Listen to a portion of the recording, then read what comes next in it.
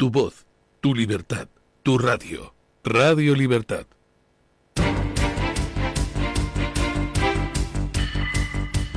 Mañanas en Libertad.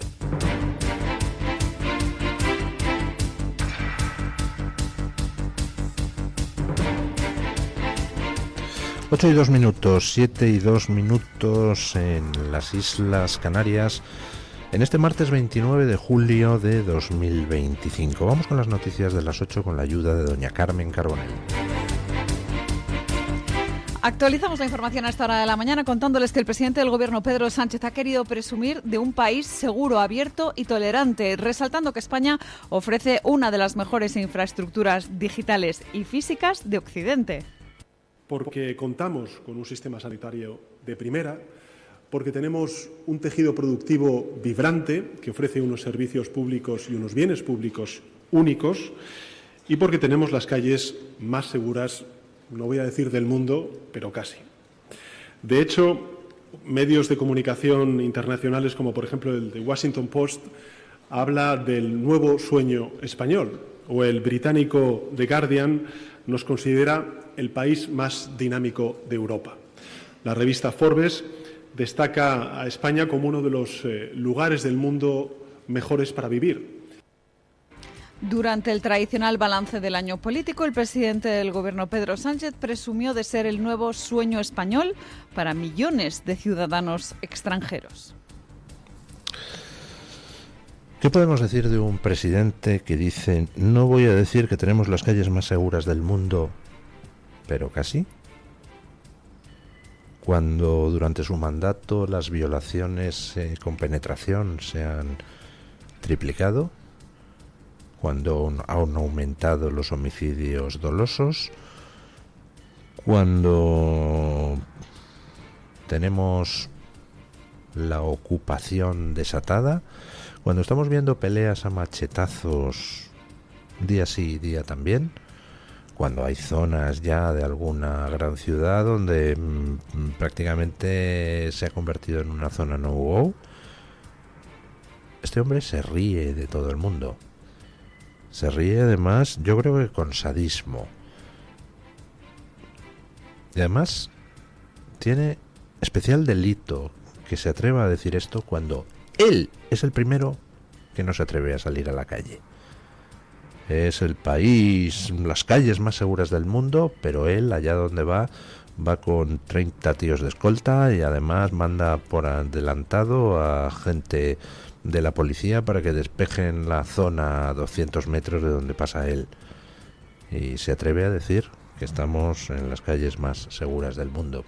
Este hombre se ríe de todas esas personas que en estos 6 años han visto cómo sus barrios se degradaban, cómo lugares por los que antes se podía pasear sin problemas, pues ahora no pueden pasar, cómo pues determinados pisos caían en manos de narcotraficantes, se transformaban en narcopisos y arruinaban toda la zona. Estamos viendo cómo en los barrios pues hay gente que ya no deja salir a sus hijas a determinadas horas porque no saben qué es lo que va a pasar. Hemos visto cómo se quemaba viva a una menor en Canarias hace nada. Hemos visto a unos marroquíes pegar una paliza a un vecino de 68 años de Torre Pacheco por mera diversión. Las manadas agresoras sexuales de origen extranjero campan a sus anchas por España. Y este señor dice que tenemos las calles más seguras del mundo. Lo dicho, se ríe de los españoles.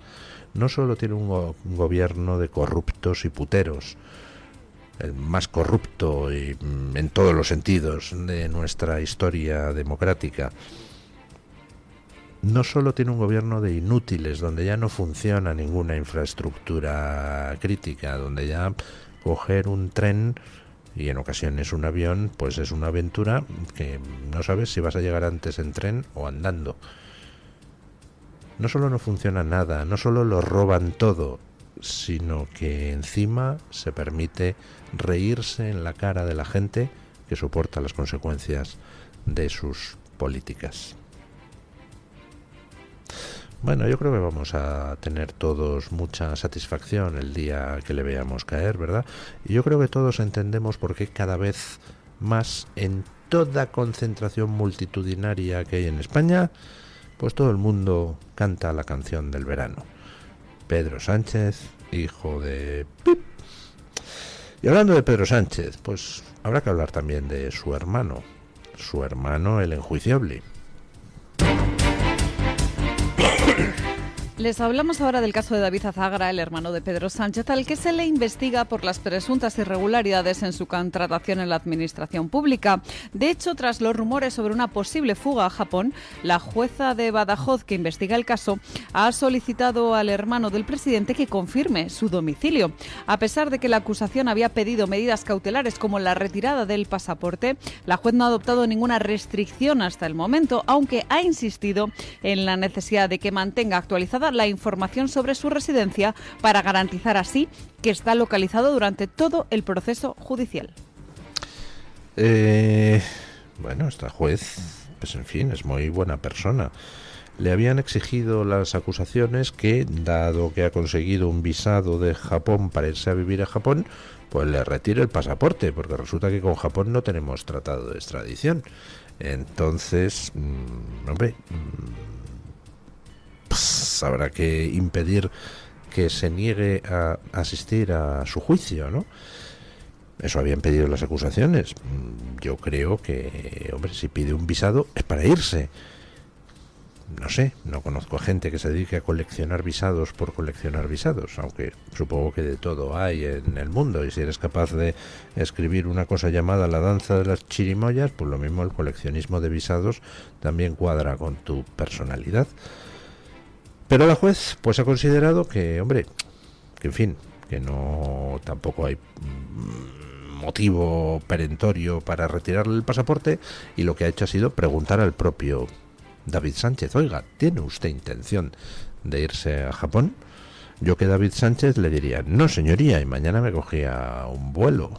Más que nada por lo que pueda pasar.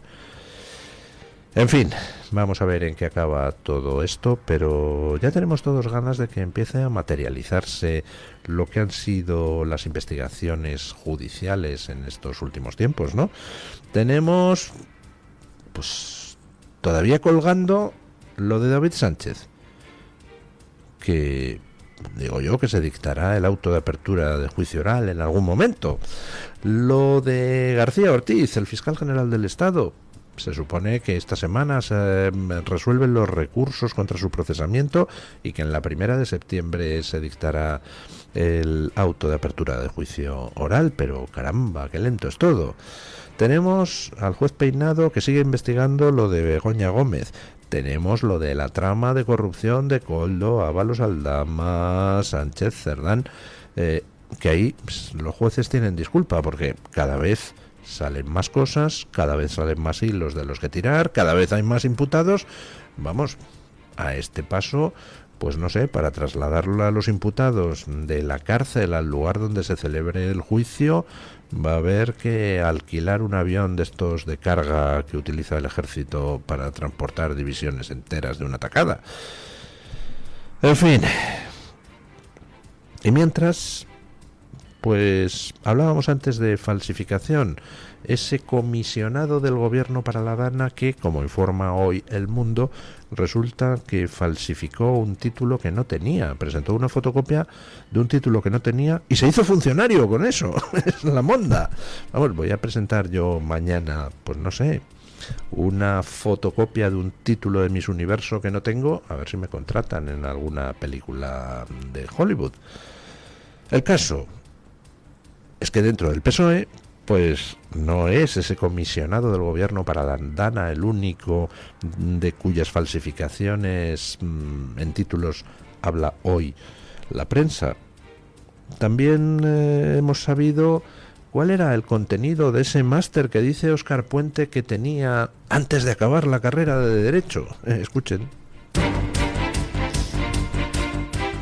Les hablamos ahora de Óscar Puente, ministro de Transportes, y de la polémica surgida en torno a las titulaciones de las que presumen los políticos. En este caso, la controversia ha surgido por incluir en su currículum un supuesto máster en dirección política impartido por la Fundación Jaime Vera, una entidad vinculada al PSOE. Se da la circunstancia de que este curso, del que presume, no tiene ni siquiera reconocimiento oficial como máster universitario. De hecho, entre las asignaturas del curso figuraba el estudio y análisis del Programa 2000, que es un plan político que fue diseñado por José Félix Tezanos y liderado por Alfonso Guerra durante el gobierno de Felipe González. Pese a las críticas por el contenido docente de este presunto máster, el ministro Óscar Puente ha echado balones fuera en Televisión Española. Yo creo que en política se puede estar con una formación académica universitaria sólida y se puede estar sin ella. Hay gente que ha representado los intereses de los ciudadanos muy bien desde posiciones, digamos, de una menor formación académica. Por tanto, aquí no es eso lo que se está discutiendo. También es verdad que, hombre, cuando uno va con el discurso de la meritocracia por la vida y de la ley, de la cultura del esfuerzo y todo eso, se tiene 33 años en un país que es el país de las oportunidades, etcétera, y no se ha realizado ninguna actividad académica relevante, pues hombre, eso también de alguna manera yo creo que es preocupante, ¿no? Pero en todo caso, yo creo que lo relevante aquí es decir la verdad, decir lo que uno tiene, lo que no tiene y ya está, y que la ciudadanía extraiga sus conclusiones. Lo relevante es decir la verdad, dice un Óscar Puente que decía que tenía un máster antes de haber acabado la carrera de Derecho. Y ese máster consistía en un curso que había dado el PSOE, donde enseñaban cosas como el ideario político de Felipe González. Ajá. Lo de la jeta de esta gente es homérico. Claro, por supuesto, estas cosas las dice en... ¿Dónde decía esto? ¿En Televisión Española? En la entrevista concretamente con Marc Sala en Televisión Española. Ajá, esto lo dice en Televisión Española, que luego la pagan ellos con nuestro dinero. Porque esto, supongo yo, que no tendrán la jeta de repetirlo en un medio con algún presentador medio normal que le diga, pero, oiga, que es que usted presumía de tener un máster cuando no había acabado la carrera de Derecho. En fin, dice Puigdemont que tiene un problema. Y es que se siente ignorado. Porque claro, ¿quién ha estado negociando con Puigdemont el entregar España a trozos a los separatistas catalanes para que Puigdemont continuara apoyando con sus 7 diputados a Sánchez? Pues quien lo estaba negociando era Santos Cerdán. Y ahí había amor, ahí había una auténtica interlocución, ahí pues llegaba Puigdemont y iniciaba el espectáculo sadomaso, quiero esto y esto, y el otro pues a aceptar. Luego hemos descubierto que el otro era un corrupto y ahora está en la cárcel. O sea, eran reuniones de uno que está en la cárcel con otro que no está en la cárcel porque se fugó. Esto es extraordinario. Así es como ha gobernado España Sánchez. Pero claro, ahora Puigdemont tiene un problema. Perdón, un momento. Es que me ha venido a la cabeza. He hablado de esa foto de Cerdán, el de la cárcel, negociando con Puigdemont, el que debería estar en la cárcel. Pero es que eso me recuerda a otra foto. La foto de la negociación del Consejo General del Poder Judicial. Bolaños, el que se ha librado por los pelos de ser imputado en el caso de Begoña Gómez, y todavía no me explico cuál ha sido el cambio de cromos, o sí, con González Pons, el que tiene a su hijo en el lobby acento, que lo mismo pasa a primer plano de la actualidad por sus similitudes con el caso Montoro, y los dos tutelados por un señor que resulta que está investigado por la justicia, ese excomisario europeo, por, en fin, haber blanqueado dinero de corrupciones usando la lotería. Ay, Dios mío. Bueno, volviendo a la foto de Cerdán con Puigdemont, que dice Puigdemont que, claro, se ha quedado sin interlocutor, que a Puigdemont no le han encarcelado, pero a su interlocutor sí, y que ahora con quién habla. Y entonces se le ha ocurrido un candidato. Escuchen. Les hablamos ahora de Carles Puigdemont, el fugado de la justicia, que ahora ha aceptado que José Luis Rodríguez Zapatero actúe como interlocutor permanente con el gobierno siempre que se mantengan las mismas condiciones que tenía su antecesor, Santos Cerdán. Desde Junts habían exigido estabilidad en la representación para las reuniones mensuales que se celebran en Ginebra y que están acordadas con el PSOE. Estas reuniones están organizadas por el mediador Francisco Galindo y debido a los cambios en los interlocutores, ya que antes era Santos Cerdán el que está en prisión, temían que se cancelaran. De hecho, una de las recomendaciones de Puigdemont es la frecuencia. Insisten en que quieren que sigan siendo reuniones mensuales para trasladar así sus demandas directamente al gobierno de Pedro Sánchez. Y es que los continuos viajes de Zapatero a países como Venezuela y China podrían retrasar estas citas, con lo que los secesionistas catalanes exigen además un compromiso claro por parte de Pedro Sánchez. Entre las cuestiones que se tendrían que abordar, según dicen los de Junts, en estas reuniones están asuntos pendientes como ceder el control de las fronteras a los Mossos d'Esquadra, continuar ofreciendo una financiación singular para Cataluña y retirar directamente la orden internacional de detención contra el propio Carles Puigdemont. Bueno, pues que si encarcelan a Santos Cerdán, pues oye, que le pongan a Zapatero para llevar todas las negociaciones con el prófugo Puigdemont. Hombre, si el trato es que a todos los interlocutores de Puigdemont los van a terminar enchironando, pues yo voto a favor de que Zapatero sea el interlocutor con Puigdemont. Nada me satisfaría más que ver a Zapatero en la cárcel. Alguien que ha chapoteado en la sangre de tanta gente torturada y asesinada por regímenes criminales como el venezolano o el chino, pues me parece que lo que corresponde es que acabe sus días en prisión. Así que bueno, pues venga, que manden a Zapatero a negociar con Puigdemont, a ver si con suerte aceleramos la entrada de Zapatero en la cárcel. Y ayer comentábamos pues el triunfo sin paliativos que ha tenido Donald Trump en sus negociaciones arancelarias con Europa. Ya saben ustedes que la Unión Europea ha estado ahí postureando de vamos a parar los pies a Trump, tenemos preparado un paquete de contraaranceles de 78.000 millones, se va a enterar. Y al final llega Ursula von der Leyen y oiga, como un gatito manso. Solo le faltó ponerse a maullar y restregarse contra las piernas de Donald Trump, porque bueno, pues el acuerdo que ha sacado Estados Unidos pues es un acuerdo extraordinario. Hombre, yo creo que para Europa también es extraordinario, teniendo en cuenta que se corrigen algunos desequilibrios, como por ejemplo el hecho de que le estuviéramos pagando el esfuerzo militar a Putin comprando hidrocarburos. Ya era hora de que alguien viniera a acabar con esa vergüenza. Y mira, pues ha sido Trump el que ha venido.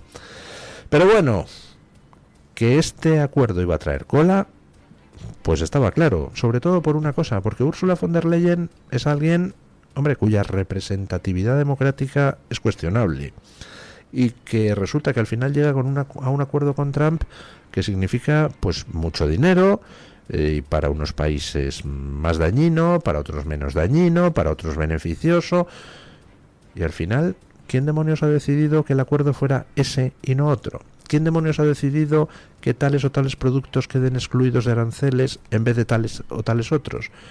Pues es un follón, ¿verdad?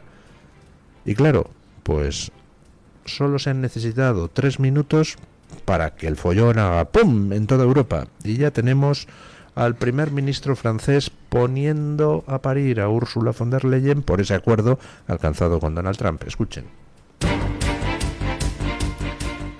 Terminamos el repaso a las noticias contándoles que el primer ministro francés François Bayrou se ha mostrado contrariado con el acuerdo arancelario alcanzado entre Donald Trump y Ursula von der Leyen. Critica que la presidenta de la Comisión Europea se haya sometido a los intereses de Estados Unidos en vez de defender los valores de la Unión Europea. De hecho, a través de su ministro de Comercio Interior, el mandatario francés ha instado a Bruselas a seguir trabajando para equilibrar, según dice, el acuerdo durante las próximas negociaciones. Insiste Bayrou que aceptar el acuerdo de los aranceles del 15% significa directamente asumir que Europa no es una potencia económica. Vamos a ver. Yo no sé cómo explicarlo. Europa es una basura. lo siento, un continente que se dedica a trabajar contra sí mismo, a renegar de todos los valores que tradicionalmente ha defendido y que fueron los que hicieron posible que la civilización occidental adquiriera la primacía en el mundo, porque sus valores son mejores para el ser humano individualmente, mejores para los derechos humanos. Un continente que ha renegado de todo eso es una basura y por tanto está condenado a estar sometido a otros. En estos momentos tenemos a un imperio, Estados Unidos, que es el que manda económica y militarmente, y Europa son una banda de desgarramantas, muchos de ellos corruptos, algunos de ellos al servicio de China, y todos ellos, o casi todos ellos, bastante mediocres, que no saben ni qué defiende. ¿Qué quiere ser Europa mañana? ¿Quiere ser una alternativa a Estados Unidos? ¿Quiere ser un vasallo de Estados Unidos, un vasallo del imperio? Pues miren, seamos claros, en estos momentos estamos exactamente en la época histórica en que en Roma empieza a colapsar la república, no el imperio. Estamos exactamente en esa fase donde Roma triunfa. El triunfo le terminaría trayendo la destrucción, pero eso sería muchos siglos después. Y estamos justo cuando Roma ha adquirido el predominio del mundo conocido, y luego pues hay una peninsulita por ahí, que es la península griega, donde hay una serie de estados y estaditos peleados entre sí con intereses contrapuestos. ¿Qué pasó? Pues que Roma se comió a toda Grecia en nada de tiempo. Bueno, pues Roma es hoy Washington. Y esos estaditos griegos es la Unión Europea intentando jugar un papel así un poco diferenciado entre Roma y Persia, entre Estados Unidos y China. Pues no hay papel diferenciado, somos parte del imperio, nos guste o no nos guste. Y cuanto antes lo asumamos, mejor. Y sobre todo, si pretendemos seguir siendo una especie de polo independiente, entonces para empezar tenemos que responder a la pregunta de ¿qué demonios queremos ser? ¿Qué queremos defender? ¿La democracia? ¿Queremos defender los derechos humanos? ¿O queremos defender las basuras woke que vienen precisamente a atacar la democracia y los derechos humanos, sustituyéndolos por derechos colectivos? ¿Queremos ser un país cada vez más próspero? ¿Queremos ser una unión cada vez más próspera? Porque si quieres ser fuerte y contraponerte a Estados Unidos y a China, tendrás que ser cada día más próspero. ¿O queremos seguir con las políticas de decrecimiento de la Agenda 2030 mientras China y Estados Unidos crecen? Es que tenemos aquí a unos cretinos que se dedican a decir somos importantes mientras aplican políticas que arruinan cada vez más a los europeos y por tanto perdiendo dinero cada vez más. Pero ¿cómo vas a ser importante? Lo que eres dentro de nada, como sigas por ese camino, es un mendigo. Así que llega aquí Trump y dice piltrafilla, a callar. Hacemos esto y esto. Y toda esa Europa que sacaba pechito, de repente, pues acepta todo lo que dice Trump. Una última cosa. No se crean ustedes las noticias al pie de la letra. Les hemos dado la noticia de que el primer ministro francés ha hecho unas durísimas críticas a von der Leyen. Bueno, pues puede ser cierto que el ministro francés esté muy enfadado con von der Leyen porque ha tomado decisiones al margen de los países y en particular de Francia, o puede ser, que es más probable, que al final von der Leyen ha conseguido lo mejor que ha podido de acuerdo con Francia y que lo que pasa es que Bayrou, el primer ministro francés, pues tiene que salir a la palestra a fingir que está muy indignado porque, claro, si no, se le comen a aquellos sectores de la economía francesa que se vayan a ver afectados por los aranceles, ¿verdad? ¿Qué cosas son postureo y qué cosas son realidad? Bueno, vamos con don Alejandro Baños para que nos cuente qué trae hoy Voz Media en portada. Buenos días, don Alejandro. Saludos, muy buenos días. Hoy en Voz les informamos de la reunión que han mantenido Donald Trump y Keir Starmer.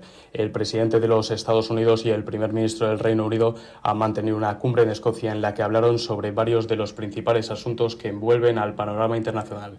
Durante su diálogo, Trump y Starmer han intercambiado sus percepciones y opiniones sobre la situación humanitaria en Gaza, sobre la guerra entre Ucrania y Rusia o sobre los problemas que afectan tanto a los Estados Unidos como al Reino Unido, como es la inmigración ilegal.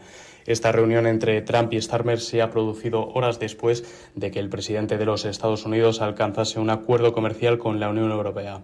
En un encuentro con la presidenta de la Comisión Europea, Ursula von der Leyen, Donald Trump ha anunciado que la mayoría de los productos procedentes de la Alianza Europea serán gravados con un 15% a partir del 1 de agosto. Por cierto que tras conocerse este pacto, la Bolsa de Nueva York abrió la jornada el lunes con un ligero incremento. Cambiamos de asunto. Donald Trump y el secretario de Estado Marco Rubio han acusado al presidente de Venezuela, Nicolás Maduro, de inundar de droga a los Estados Unidos y de liderar la organización narcoterrorista conocida como el Cártel de los Soles. Y terminamos con un breve apunte de sociedad, porque Washington D.C. se ha convertido en la zona metropolitana de los Estados Unidos con peor tráfico de todo el país, superando a Los Ángeles. Ya saben que para ampliar estas informaciones y conocer otras noticias pueden visitar nuestra página web voz.us y nuestras redes sociales. Muchísimas gracias, don Alejandro.